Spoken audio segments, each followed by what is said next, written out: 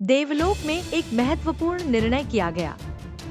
ब्रह्मांडीय समुद्र का उत्तेजना से उछलना शुरू हो गया जब देवी देवताओं ने समुद्र मंथन, जिसे समुद्र मंथन के रूप में जाना जाता है, के लिए एक बहुत ही महत्वपूर्ण काम के लिए एकत्रित हो गए। सभा को संबोधित करते हुए नेता ने काम की महत्ता का उल्लेख किया। अमृत का अयोध्या अद्भुत सामुद्रिक गहराई में छिपा हुआ था, जिसे सशक्त बाधाओं ने रक्षित किया था।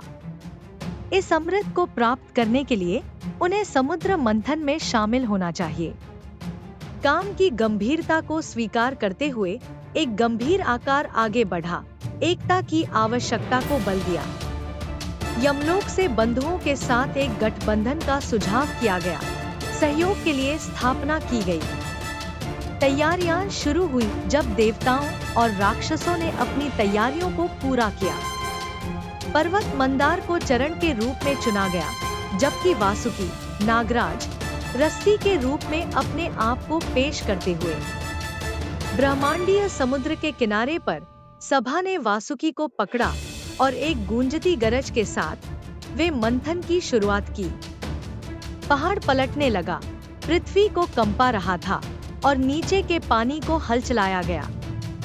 उल्लेखनीय हलचल के बीच अनेक दिव्य और रहस्यमय प्राणियों की उत्पत्ति हुई, प्रत्येक उपहार और रत्नों के साथ। समुद्र ने अपनी सबसे मूल्यवान खजानी, अमृत का मटका, अमृत का अंगूर, उत्पन्न किया।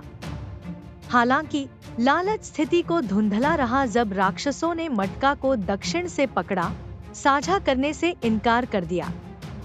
तत्पश्चात एक दिव्य इकाई के स्विफ्ट रूप में एक आकर्षक मोहिनी के रूप में लाए गए और राक्षसों को मोहित कर मटका को पुनः प्राप्त किया और तेजी से देवताओं को बांट दिया।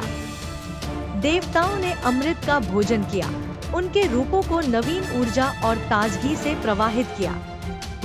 समुद्र मंथन की खलबली समाप्त हो गई, जीवन का अमृत। उत्तम विजय के परिणाम के रूप में देवताओं और राक्षसों की एकता और प्रतिरोध की यादगार याद छोड़ दी।